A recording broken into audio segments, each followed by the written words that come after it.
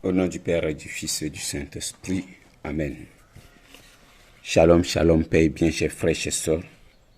Que la bénédiction et la grâce de Dieu vous accompagnent. Que son Esprit Saint vous dispose à l'entame de cet enseignement afin de vous ouvrir le cœur et l'âme pour que vous puissiez entrer en profondeur dans la grâce de son amour et encore dans la connaissance de sa parole. Nous partageons donc sur l'amour inconditionnel de Dieu, un amour fidèle pour toujours. Dieu aime son peuple. Chers frères, chers sœurs, c'est la première fois que l'humanité découvre qu'elle était aimée de Dieu, au point où Dieu voit, Dieu entend et Dieu connaît même les souffrances des hommes. C'est ce que Dieu dit à Moïse dans le buisson ardent. Alors que nous sommes les premiers à penser et à souvent accuser Dieu de nous avoir oubliés ou bien de nous avoir abandonnés lorsque la souffrance frappe à notre porte. Aujourd'hui, la lecture du buisson ardent avec Moïse nous rappelle l'amour inconditionnel de Dieu pour nous, sur la base duquel amour notre foi doit être construite en Dieu. C'est là la conviction profonde de celui qui croit en Dieu, la conviction profonde de celui qui s'est attaché et qui a accepté Jésus-Christ comme sauveur de sa vie. Dieu dit, pour se montrer toujours plus proche des hommes, il dit à Moïse, j'ai vu, oui, j'ai vu la misère de mon peuple. Vraiment, j'ai vu. Oui, j'ai vu.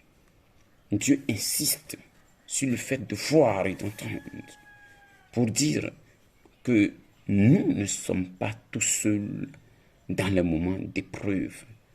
L'épreuve que l'Égypte traverse et que chacun de nous traverse dans des moments de sa vie est une maltraitance de la part des ennemis. La souffrance et l'exploitation, les abus subis de la part des autres. C'est ce que Dieu voit d'Israël et Dieu vient à son secours. Alors dans ta souffrance, dans ton épreuve, dans ton exploitation, dans les abus que tu subis, sois persévérant, garde la foi et prie, car un jour Dieu prendra parti pour toi. Il témoignera contre tes adversaires des complots qu'ils ont tissés contre toi, de leur violence qu'ils ont nourrie contre toi. Quand, où et comment, nous ne savons pas. Mais une chose est sûre, c'est bien là que se révèle le mystère de Dieu tout autre et qui est aussi tout proche. Dieu choisit Moïse, un homme déjà sensible à la misère des autres. Souvenez-vous que Moïse avait déjà tué un Égyptien qui était en train de battre un fils d'Israël, un juif. Et c'est pour cela qu'il a fui l'Égypte. Lui qui était prince de la cour royale, le pharaon. Donc Moïse est déjà sensible à la misère des autres. C'est ainsi qu'il va s'engager à leur côté. Ce qui l'amène lui aussi à vivre en exil, tout en défendant ses frères juifs. Dieu se révèle donc à nous en même temps le tout autre, c'est-à-dire totalement différent de nous, de ce que nous pensons. Il est unique en son genre, il est sans pareil. Il est celui qu'on ne peut approcher qu'avec respect et crainte. Et il se révèle en même temps comme le tout proche, c'est-à-dire celui qui n'est pas du tout loin de nous, celui qui sait, celui qui voit, celui qui entend, celui qui connaît, celui qui est sensible et celui qui partage notre quotidien, celui qui voit la misère de son peuple, de ceux qui crient vers lui. Et donc, il va être saisi aux entrailles par la compassion envers son peuple, par la pitié, par les cris de détresse de son peuple, et il va susciter un libérateur pour son peuple. Ce libérateur jadis était Moïse. Aujourd'hui encore, nous avons des libérateurs. Oui, c'est Dieu lui-même qui parle à Moïse. C'est juste une formule pudique que de dire dans la lecture, l'ange du Seigneur lui apparut au milieu d'un feu qui sortait d'un buisson. C'est Dieu lui-même qui parle du buisson ardent à Moïse. Aussi, Dieu dit qu'il va intervenir après avoir dit à Moïse que j'ai vu, j'ai entendu les plaintes de mon peuple. Il dit à Moïse, je vais intervenir. Il faut donc retenir que Dieu voit toutes choses, il sait toutes choses. Et lorsque nous lui présentons notre situation, lorsque nous crions vers lui, comme les fils d'Israël ont crié et qu'il a entendu, chers frères, chères sœurs, soyons confiants. Car Dieu interviendra, il entend et il agira. Par ton cri vers Dieu, tu lui exprimes ton désir d'être secouru. Et c'est ainsi que Dieu se révèle, le Dieu de notre salut, le Dieu sauveur. Il se présente comme quand il dit « Je suis avec vous pour vous sauver » car il est tendresse et pitié. C'est ce que nous dit le psaume.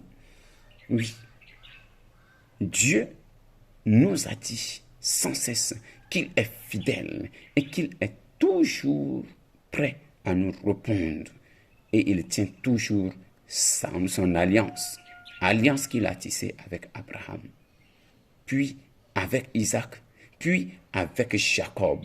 À chaque étape, il renouvelle son alliance. Il est la parole vivante qui ne passera jamais. Sa parole est unique et vraie. Aujourd'hui aussi, cette alliance, il la tisse avec nous, toi et moi. Nous tous qui nous réclamons d'être fils et filles de Dieu par la foi, par notre adhésion à Jésus-Christ. Mais il nous laisse souvent, comme il laisse le peuple, à la souffrance, parce que nous nous détournons de lui. Nous abandonnons notre part d'engagement, notre part d'alliance. Nous nous détournons de son chemin. Alors, il nous laisse suivre nos cœurs endurcis et ensuite, il revient vers nous lorsque nous l'appelons. Ce temps de carême nous est donc donné et nous est offert pour que nous puissions renouer notre alliance avec Dieu, pour que nous puissions revoir où nous avons failli dans notre engagement avec Dieu et avec le prochain. Dénouons donc les liens de notre méchanceté, les liens de notre jalousie. Dénouons avec nos idoles, avec les fétiches, avec les adorations maléfiques, les vieilles habitudes, avec les alliances ancestrales, les alliances familiales, les alliances personnelles comme individuelles. Libérons tout ce que nous avons lié par des pensées et des paroles maléfiques. Brisons le joug que nous faisons peser sur la nuque des autres. Partageons le pain que nous avons amassé avec les affamés. Et ne nous détournons pas du pauvre et de celui qui est sans abri. C'est en cela que nous serons, nous aussi, nous pourrons renouer et nous pourrons restaurer en nous l'image et la ressemblance de Dieu notre Père. C'est pour ça que Saint Paul nous met donc en garde. Il nous dit, il est vrai que nous ne sommes plus en Égypte. Nous sommes sortis de la terre d'esclavage. Nous ne sommes plus en exil. Mais il existe encore d'autres Égyptes pour nous. Il existe encore des esclavages pour nous. Notre cheminement doit se faire avec confiance pleine en Jésus-Christ et non avec nos propres convictions et nos propres capacités. Nous ne devons pas nous remettre à notre connaissance, à notre intelligence humaine, mais nous devons nous remettre à la pleine confiance en Jésus-Christ, à notre adhésion et acceptation de Jésus-Christ comme sauveur du monde. Nul n'est trop fort pour être à l'abri de la tentation, mais demandons la grâce du Seigneur.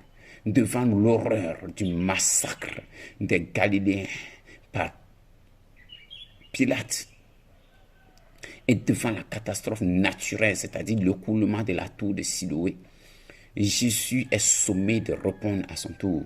La question du mal se pose, bien évidemment. La réponse de Jésus est claire. On lui pose, mais pourquoi le mal existe-t-il? Pourquoi ceux-là, ils sont morts alors qu'ils n'ont rien fait? Alors Jésus est clair dans sa réponse.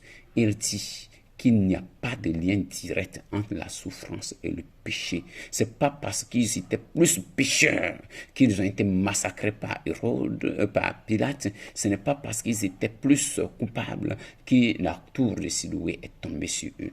Il dit qu'il n'y a pas de lien direct entre la souffrance et le péché, quand bien même que le péché peut occasionner la souffrance.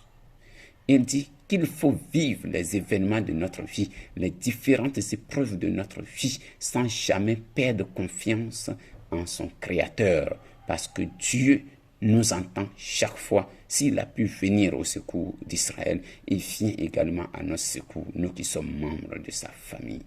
Il insiste sur l'urgence de la conversion. Et Jésus revient là-dessus. Il dit, si vous ne vous convertissez pas, vous périrez de la même manière. Oui, il faut vous convertir. Il y a urgence de conversion. L'humanité court à sa perte parce qu'elle ne fait pas la confiance en Dieu. Elle se remet à ses propres capacités et à ses découvertes. Faire confiance en Dieu, ça veut dire quoi? Ça veut dire croire une fois pour toutes que le dessein de Dieu pour l'humanité, pour toi, pour moi, pour chacun de nous, pour notre pays, pour notre monde, est un dessein bienveillant. Il dit, j'ai un plan de bonheur pour vous, des projets de bonheur pour vous et non de malheur. Et donc, quand tu cries au jour de détresse, moi, je te répondrai, dit le Seigneur. Alors, frère, sœur, il y a urgence de conversion. Dieu est prêt à nous entendre. Lorsque nous tournons vers lui, lorsque nous détournons notre visage des idoles, nous détournons notre visage du gain quotidien, nous détournons notre visage du matériel et des autres faux dieux autour de nous, Dieu est prêt à nous secourir.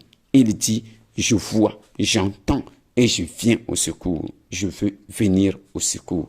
Donc, Dieu envoie et il prend la décision d'agir, que le Seigneur agisse dans nos vies, que le Seigneur encore libère nos vies de ce qui nous bloque, que le Seigneur nous donne de nous tourner vers lui d'un cœur sincère.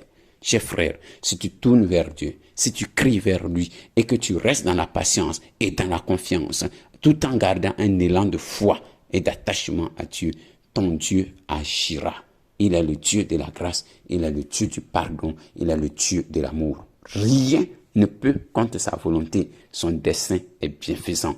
Que le Saint-Esprit nous convainque de jour en jour, d'heure en heure, de minute en minute, de moment en moment, d'instant en instant de notre vie, à cette foi inébranlable, cette conviction qui est fondée dans notre relation avec Dieu par le Christ.